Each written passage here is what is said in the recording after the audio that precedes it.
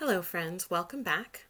This week I'm going to share some things that I've discovered as I've been reflecting on my own journey lately. In a post last week, I shared the fact that women are socialized from a very early age to shrink or contract. Whether it's implied or explicitly stated, we are told that it's not okay for us to take up space in the world. Here are some examples I noted.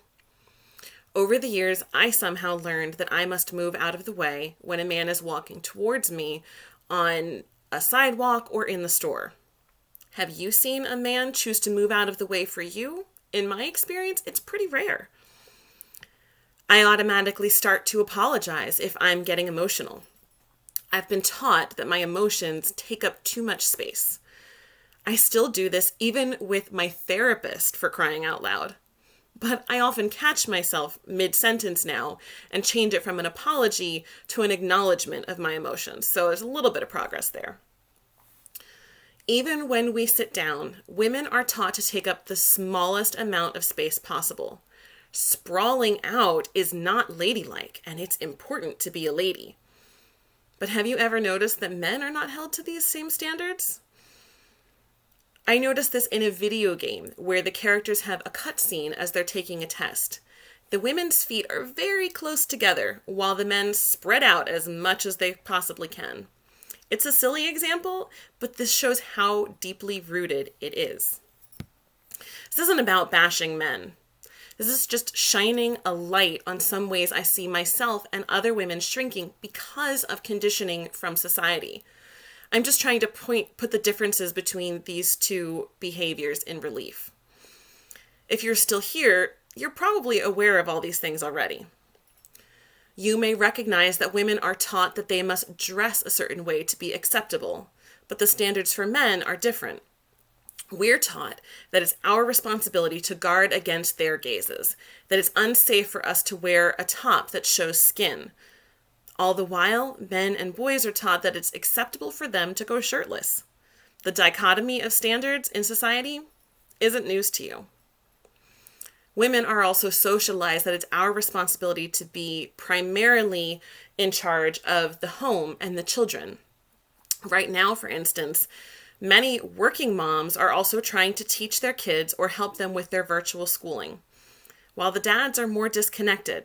And that's on top of the making the meals and doing the laundry and cleaning the home. It's just all of it. This is not always the case, of course, but it's often the case because it's the norm.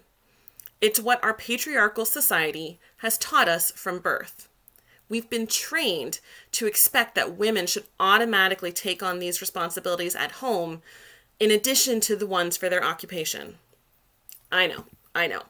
I'm preaching to the choir here. None of this is new information to a lot of you. So why do I bring it up? I'm on a mission to help women take up more space in the world, starting with taking up space in their own days and their own lives. But as I've been doing my own work to take up more space in my life, I've started to notice how these societal norms often guide my thinking. I've noticed that changing these patterns is not always easy. It can be simple, but simple doesn't mean it's not challenging. Pushing against these norms requires work. Honestly, it's common for me to beat myself up for not implementing a change or not having the tough conversation with someone in my life. Until I step back and realize that these are patterns that I've been taught since birth. And that's going to take energy for me to push through. So I'm bringing this up today because I'd like to invite you to reflect a bit. Where are you trying to make changes in your life? Or where would you like to make changes, but it just doesn't seem to happen? What kind of thoughts go through your mind around that? Here's what I often hear. Kelly, it's not hard. You should just go bring it up to your roommate that you'd like him to help empty the dishwasher. You know he'll do it when you ask. Or, Kelly, you know you want help hanging up those things on the wall, but you keep letting it go because your boyfriend is busy playing a game. You should just remind him he agreed to help you weeks ago. Maybe those statements sound normal to you, but when I step back and observe, what I hear is me shoulding all over myself. Are these things I want to do? Yes. But shaming myself for not doing them isn't helping me. I'm willing to bet you have thoughts that sound pretty similar. I tend to attract people who are driven and who drive themselves pretty hard too. What I've found more helpful than shaming myself has been recognizing how the things I'm expecting of myself are pushing back against the status quo and acknowledging that it is work.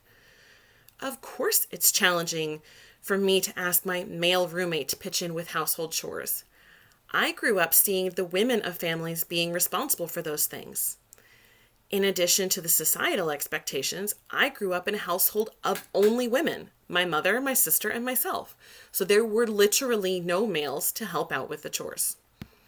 Of course, it's challenging for me to ask my boyfriend to set aside his game to help me. All my life, I have seen women putting everyone else's needs first, and the things that they want got fit in at the end of the day if they had enough energy left.